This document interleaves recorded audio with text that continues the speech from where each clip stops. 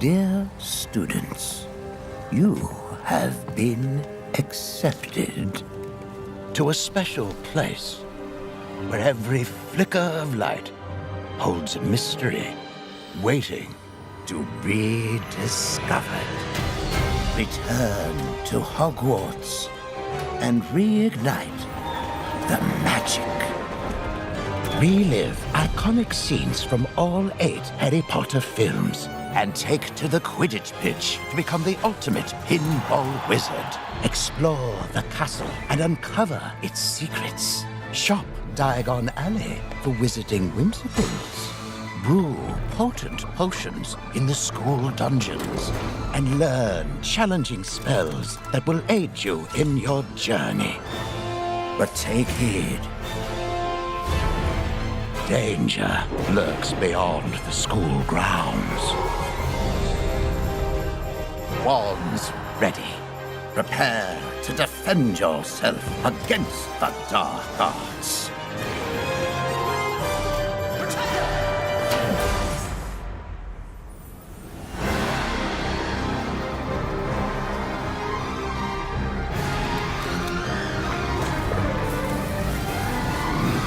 A magical world of adventure awaits.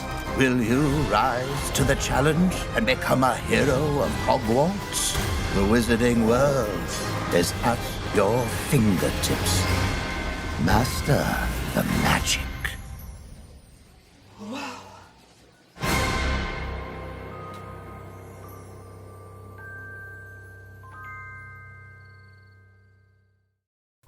Harry Potter, le nouveau flipper de Jersey Jack Pinball. Après des mois, voire des années de spéculation, de teasing et d'aperçus, Jersey Jack Pinball a finalement révélé aujourd'hui son 11e titre, Harry Potter. Les craintes que le jeu puisse être basé sur un seul ou un sous-ensemble des films se sont avérées infondées, car le plateau de jeu comprend des éléments, des personnages et les titres des 7 livres et 8 films. Harry Potter à l'école des sorciers, Harry Potter et la chambre des secrets, Harry Potter et le prisonnier d'Azkaban, Harry Potter et la coupe de feu, Harry Potter et l'ordre du Phénix, Harry Potter et le prince de sang mêlé, et enfin Harry Potter et les reliques de la mort.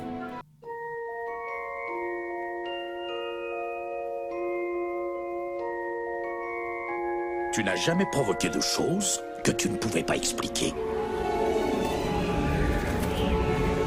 Tu es un sorcier, Harry. Je suis un quoi?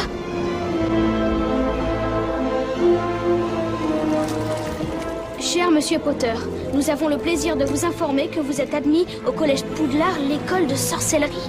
Dans quelques instants, vous franchirez ces portes et vous rejoindrez vos condisciples. Méfiez-vous des escaliers. Ils n'en font qu'à leur tête.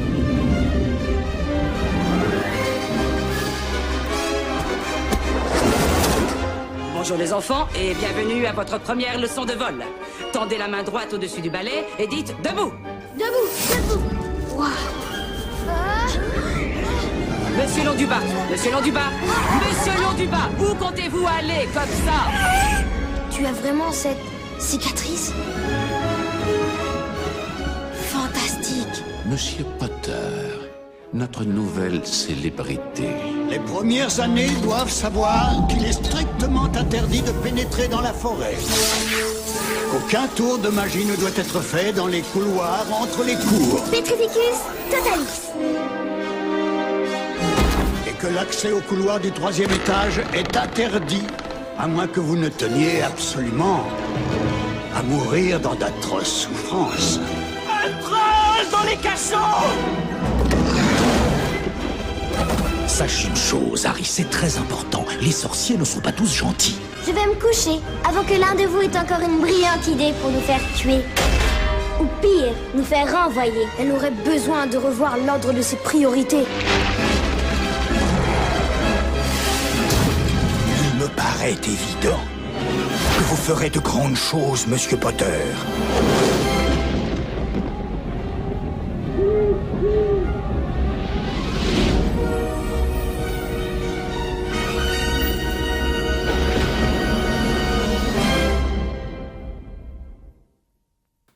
Le jeu à 4 doigts de flipper est disponible en 3 variantes.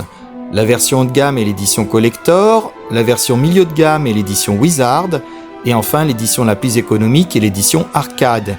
Les prix des 3 modèles ont été annoncés à l'avance, des dépôts de précommande étant prévus pour garantir une version spécifique et une place dans la file d'attente.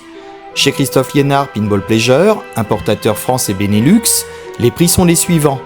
Édition Collector 17 495 €, édition Wizard 13 995 € et enfin édition Arcade 11 995 €.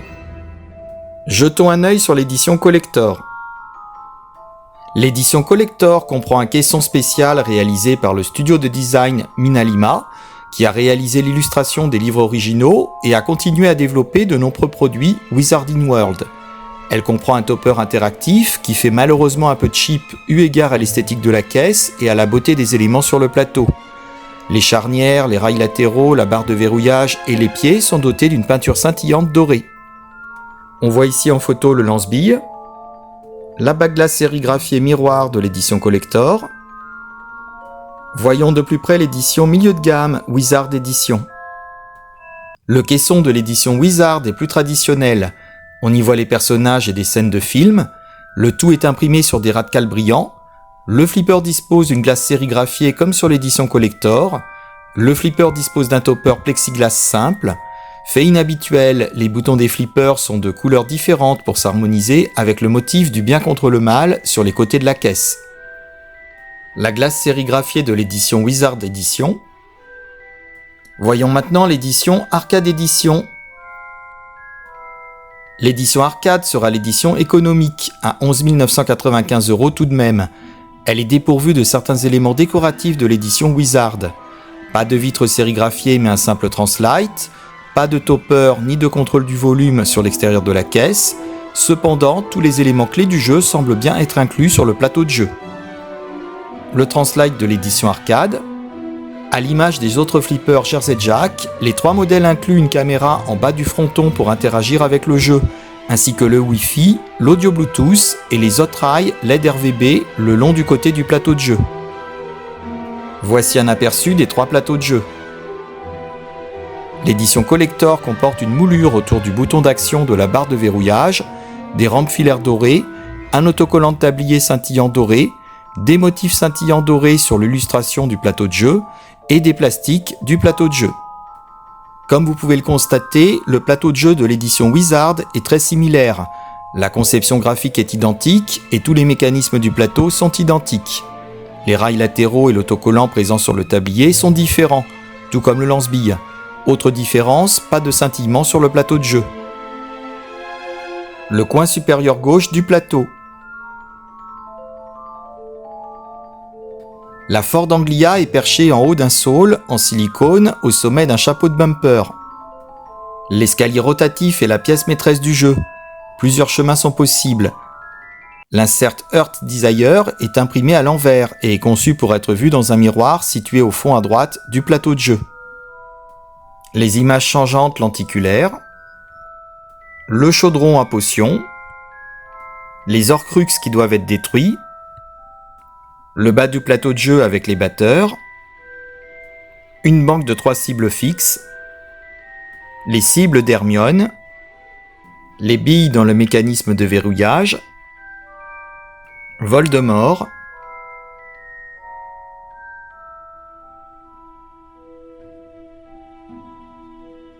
je vous laisse avec une vidéo du gameplay.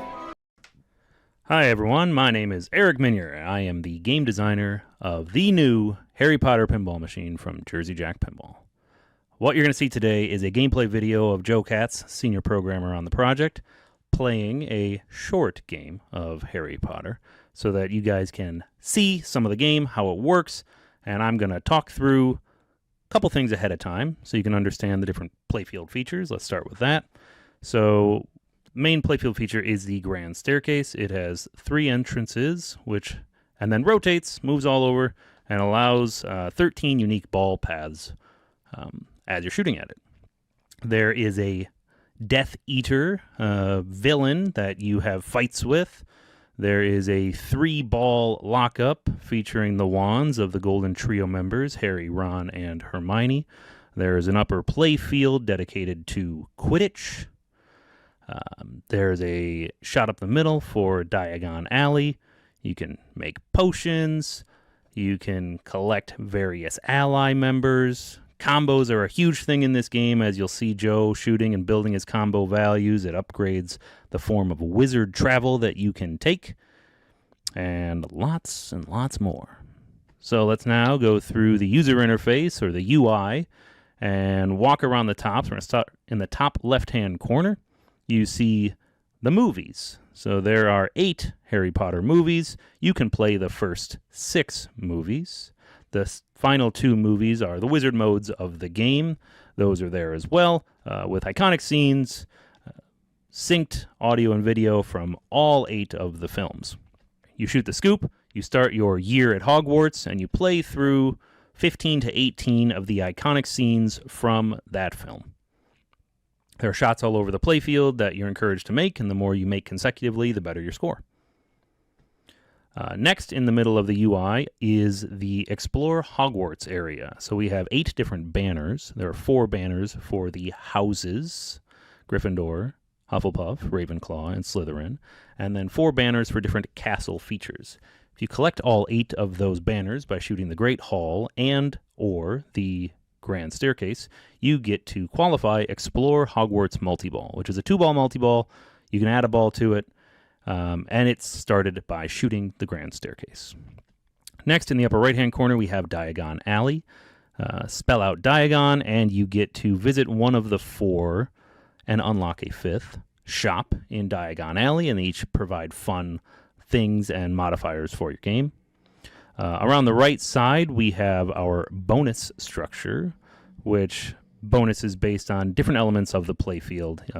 Generally, 1 is active at a time. You can build that bonus. The side shot, the library shot from the upper right flipper, will add a multiplier. Harry, Ron, and Hermione are in the lower right-hand corner. That is the Golden Trio area of the game. So the Golden Trio, spell out their names. Harry is the in lanes at the bottom of the game. Ron is a 3-bank target on the left-hand side, and Hermione is a 2-bank target right above where Ron is, right next to the left ramp. Then in the lower left-hand corner, we have the Quidditch area. Game starts with Quidditch qualifications. You earn your spot on the team based on how well you do the very first time you get up to the upper playfield. You qualify your position, and that impacts your scoring in Quidditch for the rest of the game. And then finally, on the left-hand side, we have the Death Eater progress. Hit Death Eaters, shoot the ball in there, they're going to fire it back at you, and you have to defeat 2 Death Eaters in order to qualify the Death Eater multi-ball. So let's talk about the multi-balls now. Death Eater multi-ball, you're battling Death Eaters after you've defeated 2 of them in single combat.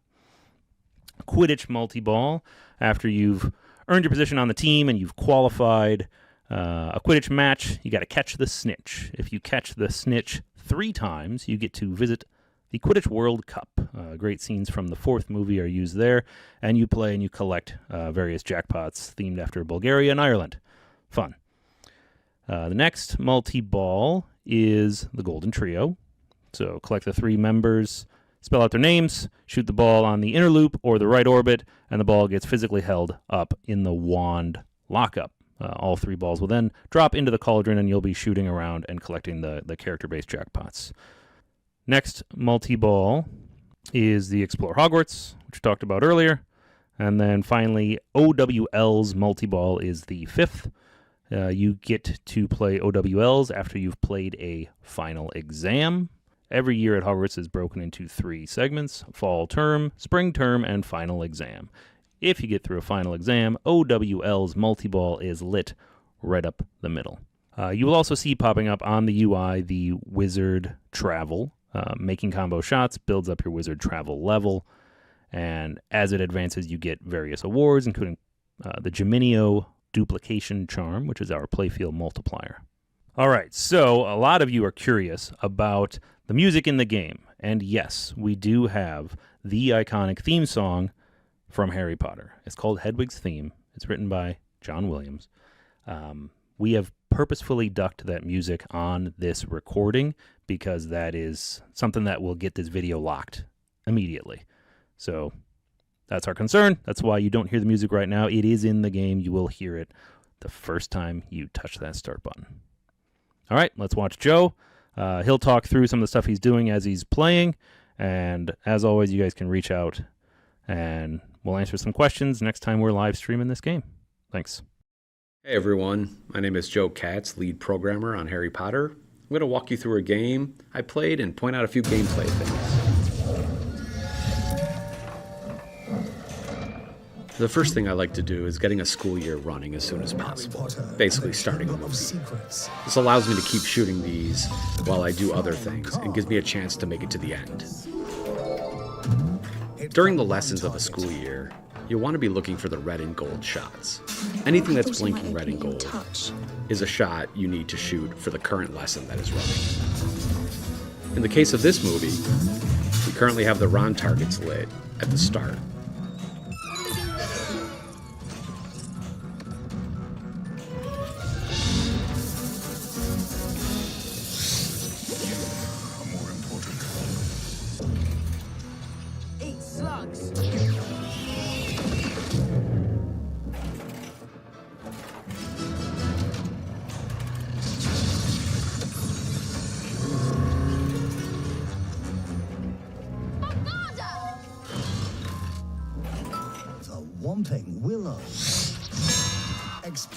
Here I'm shooting the left ramp to get up to the Quidditch pitch, to try to clear the numbers on the shields at the UI for Quidditch. Depending on how many of those shields I clear, I will advance positions to determine the value of my Quidditch points, which you receive at the end of the game. Starting my second ball, I see that I have Explore Hogwarts multi-ball lit at the grand staircase. All I gotta do is shoot it to start it. In this multi-ball, you're trying to collect the right arrow jackpots, which will eventually start a roving super jackpot. Once this roving super jackpot is moving, even if you drain out of this multi-ball, it will still be lit until you drain your ball officially. As you will see during Golden Trio multi-ball, I actually collect the super jackpot from Explore Hogwarts multi-ball because it was still roving. Blue Cornish Pixies jackpot.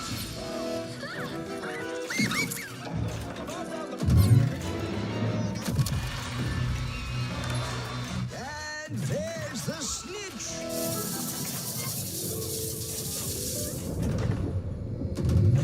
Tango maximum, the uncontrolled. Death Eater battle.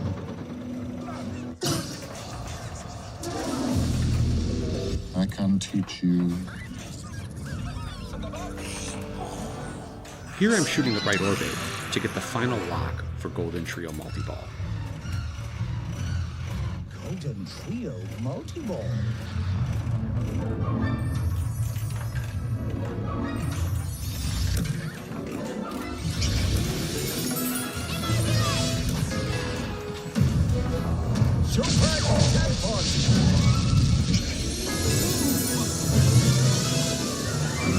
Invisibility cloak unlocked.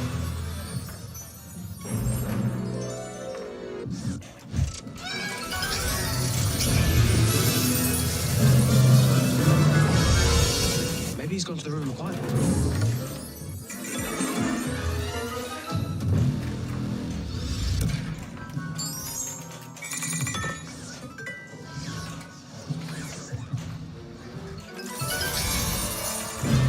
Brilliant, isn't it? 150 points for Gryffindor. Head to the library.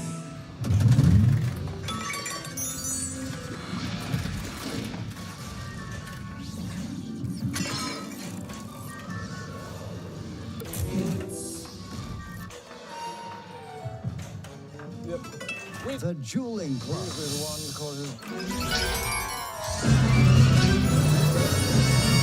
Well done!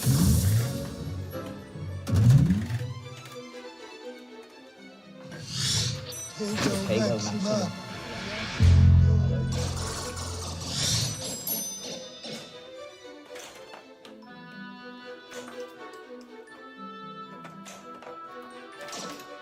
On the count of three, cast your charms to disarm your opponent. Only to disarm. We can't can't do that.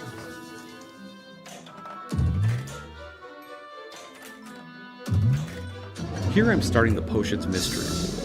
It presents the players with 3 awards. By shooting one of the selected shots, it will lock in that award. Now I've completed the fall term for the school year. I've made the final shot of the final lesson. After this, we will begin the spring term, which will be another set of 5 lessons from the movie. Each of those lessons lasts about 30 seconds. Completing them consecutively will greatly increase the amount of points they're worth.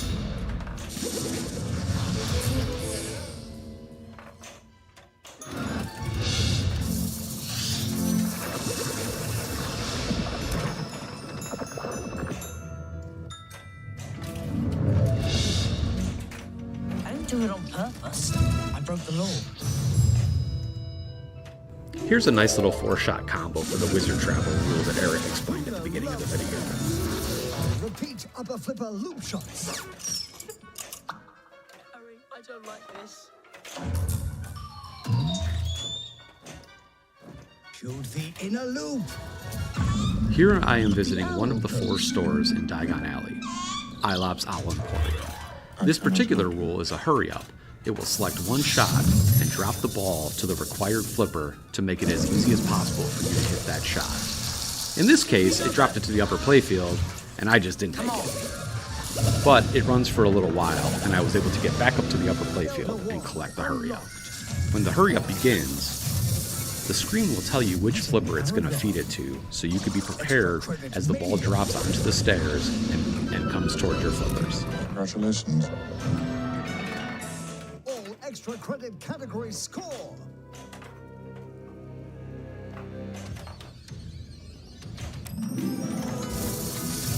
Do what you have to do. I'm doing everything I can. Combo travel advised. So now I have the extra ball lid, which, as a classic Eric game, it's a pretty tough shot. It's under the flipper, so as you can see, I'm constantly missing here a few times in a row, but I eventually do get it.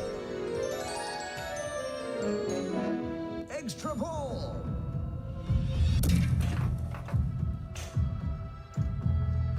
You are more important.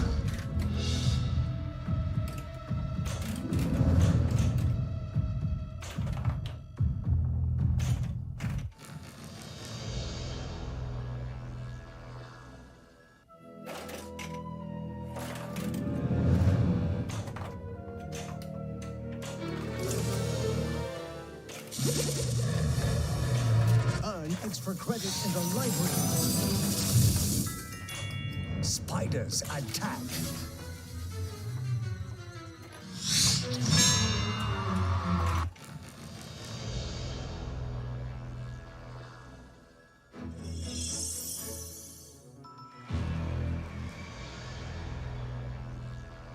Enter your name.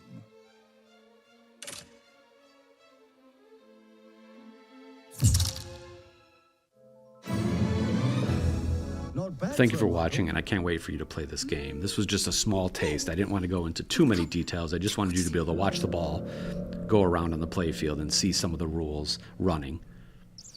Thank you. And now the deed is done.